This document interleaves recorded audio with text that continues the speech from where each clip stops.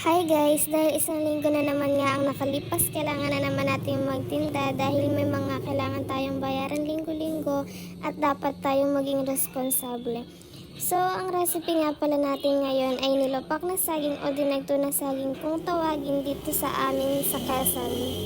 Thank you nga pala sa tita ko na nabibilhan ko ng murang saging at dahil dito ay syempre mas malaki yung tinutubo natin.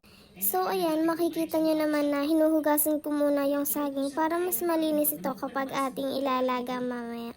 So ayan, nagpapatingit na nga pala ako ng apoy sa kalan at dito makikita nyo mamaya na tinutulungan ako ni tatay dahil para mas mapadali ang ating gawain. At guys, kaya nga pala dito na ako nagluto sa kalan ay para hindi mahagod sa gasol dahil ang mahal ng gasol talaga sa ngayon. At yan, kailangan lang natin siyang paypayan para mas mag-apoy.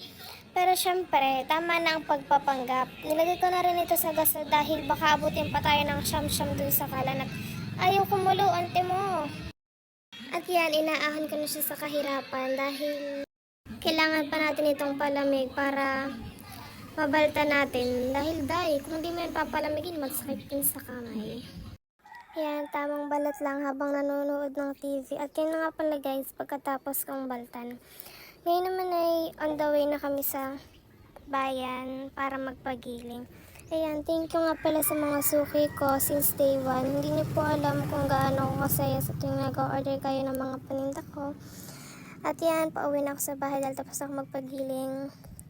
And ako nga pala yan, nagmamaganda lang kahit hagar na. And this is the final look. Bye!